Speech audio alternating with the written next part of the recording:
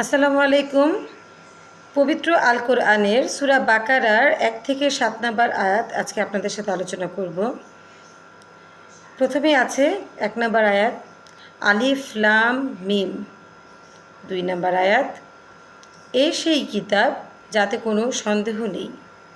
এই কিতাব আল্লাহ সচেতনদের পথ প্রদর্শক। 3 নম্বর, আল্লাহ সচেতনরা গায়েবে বিশ্বাস করে, নামাজ কায়েম করে, প্রাপ্ত রিজিক থেকে অন্যের জন্যে ব্যয় করে, অর্থাৎ নিয়মিত দান করে।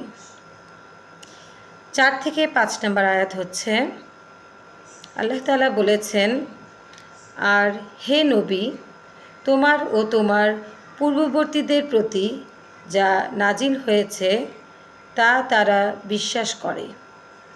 সেই বিশ্বাস করে আখিরাতে প্রতিটি কাজের জবাবদিহিতায়। তারাই তাদের প্রতিপালকের নির্দেশিত সঠিক পথের অনুসারী এবং তারাই সফলকাম।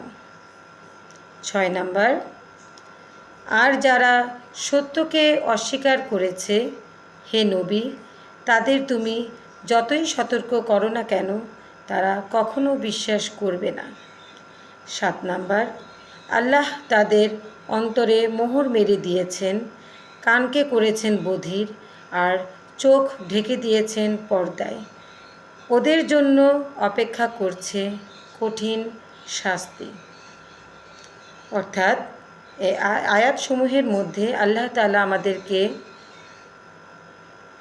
তার ইবাদত করার জন্য, নামাজ কায়েম করার জন্য নির্দেশ দিয়েছেন এবং প্রাপ্ত রিজিক থেকে অন্যকে দান করার কথা বলেছেন।